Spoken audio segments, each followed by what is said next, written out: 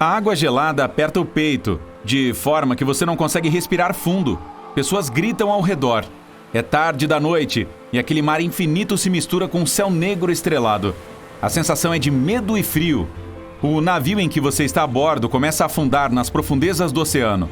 Pessoas que sofreram naufrágios muitas vezes continuam com medo de água pelo resto da vida.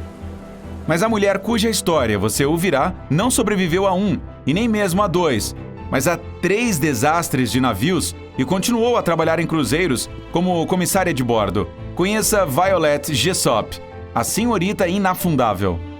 Sua infância pode ser descrita em uma palavra: curta. A garota teve que amadurecer rapidamente para cuidar de seus irmãos. Violet era a mais velha de 9 filhos.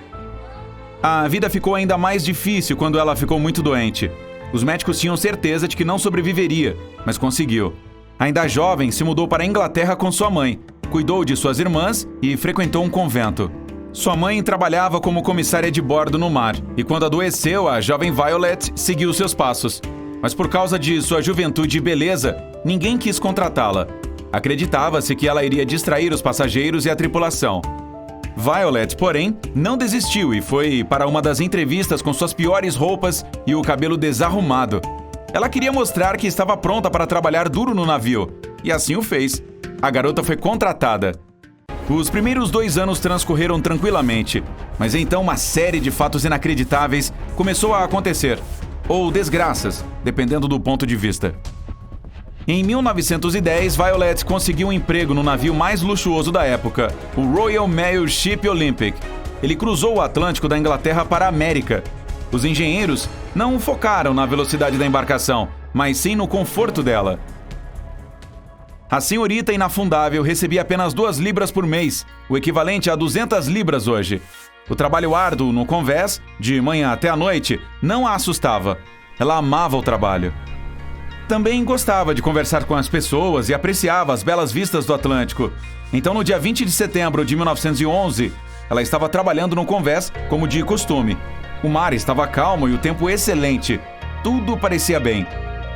O navio seguia seu caminho pelo Estreito de Solent, que separa a ilha de Wight do continente britânico. Nesse momento, o cruzador militar britânico Hawke surgiu à frente. Ele deveria ter ultrapassado o Olympic, mas algo deu errado. Os navios foram direto um contra o outro.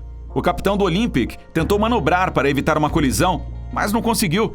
A proa do Hawke foi projetada especificamente para chocar-se com outras embarcações. E daquela vez colidiu com o Olympic. Bum! O transatlântico estremeceu e as pessoas gritaram de medo e pânico. O navio tinha um enorme buraco a este bordo. Violet caiu com a força do impacto. Parecia que uma das maiores embarcações da época iria afundar, mas felizmente não foi o caso. Os 2 navios permaneceram flutuando e ninguém se feriu. Desta vez a sorte estava ao lado de Violet, que não se assustou com o acidente.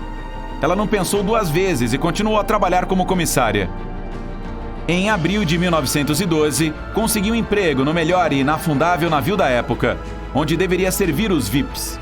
Inicialmente ela não queria trabalhar no Titanic, mas seus amigos a convenceram. E então Violet se embarcou no dia 10 de abril de 1912 e deixou o porto de Southampton, feliz ou infelizmente. Os primeiros dias foram tranquilos, mas no quarto aconteceu um dos mais notórios desastres do mundo. A senhorita inafundável estava descansando em sua cabine, quase dormindo, quando sentiu o impacto. Naquele momento foi chamada ao convés superior. Quando o Titanic atingiu o iceberg, quase não houve pânico. Ninguém acreditava que aquele gigante pudesse realmente submergir. No momento em que o porão estava enchendo de água, todos estavam calmos nos convéses superiores. Violet, junto com outros comissários, estava ali durante a evacuação para os botes salva-vidas. Mulheres e crianças foram retiradas primeiro. Então, um dos oficiais ordenou que ela entrasse em um barco para mostrar às outras mulheres que era perfeitamente seguro. Quando entrou, as demais a seguiram e de repente alguém colocou um bebê enrolado nas suas mãos. Sem pensar 2 vezes, Violet abraçou a criança contra o peito para mantê-la aquecida enquanto o Titanic afundava. Ela não largou a criança até que seu barco salva-vidas foi resgatado pelo Carpathia, um navio que veio prestar socorro. Já a bordo dele, uma mulher correu até ela.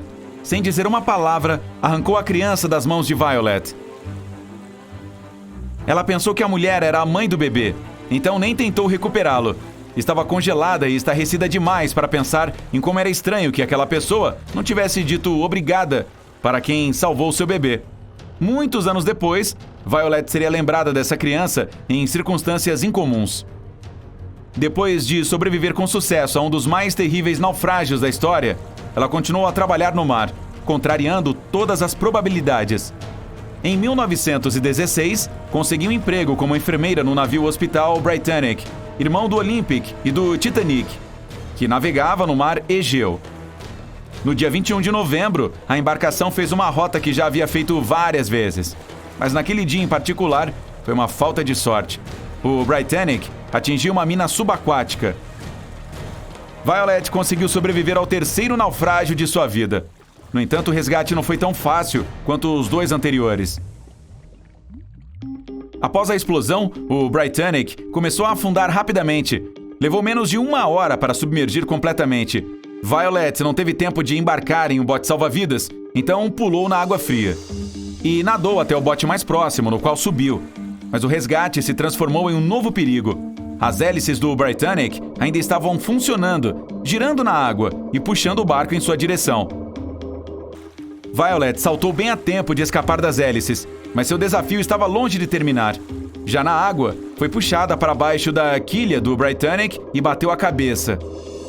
A única coisa que a salvou de perder a consciência e provavelmente a vida foram seus cabelos grossos. No final, a mulher se afastou do motor e foi resgatada por outro barco. Nos anos seguintes, Violet foi atormentada por dores de cabeça. Quando finalmente foi ao médico, ele disse que ela teve uma sorte incrível, pois no acidente do Britannic teve uma fratura no crânio. Os 3 desastres pelos quais Violet passou não a fizeram parar. Ela continuou a trabalhar em cruzeiros até 1950 e viajou o mundo 2 vezes no luxuoso Belgian Land. Felizmente, a sequência de contratempos terminou e a mulher nunca mais naufragou. Em 1950, ela se mudou para Great Ashfield, no condado de Suffolk, nos Estados Unidos. No total, ela trabalhou no mar por quase 42 anos. Satisfeita com sua carreira, se estabeleceu em uma grande cabana construída no século XVI. Mas, 1 ano depois de se aposentar, recebeu um estranho telefonema. Era tarde da noite. Violet estava dormindo quando o telefone tocou. Ela atendeu. Do outro lado, a voz de uma mulher que não se apresentou e perguntou imediatamente: "Com licença, foi você quem salvou um bebê no Titanic?"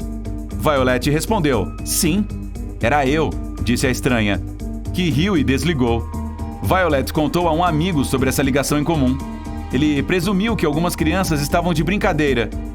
Mas Violet nunca havia contado a ninguém sobre o bebê antes daquele telefonema. De acordo com os registros antigos, a única criança que estava no barco com Violet era um menino. Mas esses mesmos registros também diziam que o menino foi salvo por outro passageiro. Ainda não se sabe quem era o bebê que Violet resgatou. E assim, por sobreviver a 3 naufrágios diferentes em 3 navios diferentes, ela foi apropriadamente apelidada de Senhorita Inafundável.